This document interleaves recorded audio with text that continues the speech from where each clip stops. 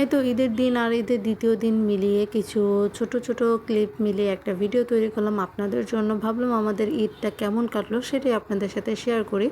তো ঈদের দিনের সকাল থেকেই শুরু করলাম ভিডিওটা। তো সকালবেলা যেহেতু আমরা মানুষ কম ছিলাম বাসায়, তাই অল্প করে সেমাই রান্না করলাম। এখানে দুধটা ঘন করে জাল দিয়ে, এই তো মানে নর্মাল লাচ্চা সেমাই যেভাবে রান্না করে সেভাবেই সুন্দর করে রান্না করলাম। আর রান্না করেছিলাম নুডলস।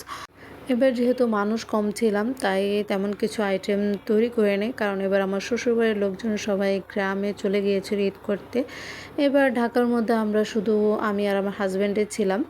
অন্যান্যবার আমার শ্বশুরবাড়ির লোকজন সবাই থাকে। তো এইখানে এই তো কোরবানির গোস্তটা চলে এসেছে।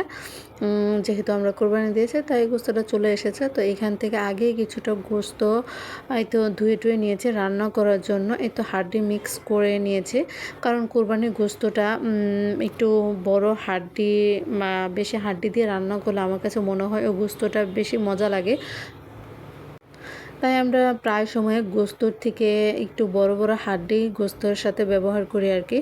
আর প্রথম দিন ঈদের দিন যে গোস্তটা রান্না হয় এটার যে একটা আলাদা স্বাদ, এটা যতবারই গরু মাংস রান্না করি না কেন সেই স্বাদটা আর পাই না।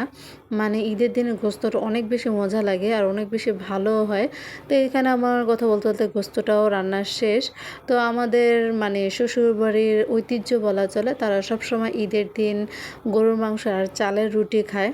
এক একজন এক একটা খায়। আবার আমাদের গ্রামে আমার দেশের বাড়িতে খায় পাতলা খিচুড়ি আর গরুর মাংস। তো যেহেতু রুটি আর গরু মাংস খায়, তো এখানে গরু মাংস রান্না শেষ, সাথে রুটিও বানিয়ে নিয়েছিলাম। আর যেহেতু কুরবানি ঈদ মানে কিন্তু অনেক অনেক কাজ, যেহেতু ভুঁড়ি থাকে থাকে। তো এখানেই তো রান্না করা শেষ। তো এখানে রুটি আর গরু মাংস আগে খেয়ে নিলাম আর কি। তারপর তো যেহেতু গরুর সাথে ভুঁড়ি এসেছে সেগুলো পরিষ্কার করতে হবে। কুরবানি ঈদে চাইলেও মানুষ ঘোরাফেরা ঈদের দিন করতে পারে না, কোথাও যেতে পারে না, কারণ ওই দিন অনেক বেশি কাজের চাপ থাকে। তো ঈদের দ্বিতীয় দিন তাই একটু ঘুরতে বের হয়েছিলাম আর কি। যেহেতু ঢাকা শহর একটু ফাঁকা, এই ফাঁকা রাস্তায় একটু ঘুরতে ভালোই লাগে। ফাঁকা বলতে অত ফাঁকা না, গিয়েছিলাম এই তো রমনায়। তো সেইখানে দেখলাম প্রচুর পরিমাণে মানুষ। যেহেতু রমনাটা অনেক বেশি বড় তাই মানুষের চাপটা আসলে বেশি বোঝা যায় নাই। যেহেতু এবার আমার শ্বশুরবাড়ির লোকজন সবাই গ্রামে চলে গিয়েছিল, তো তাই ঈদটা একটু পানসেটে কেটেছে।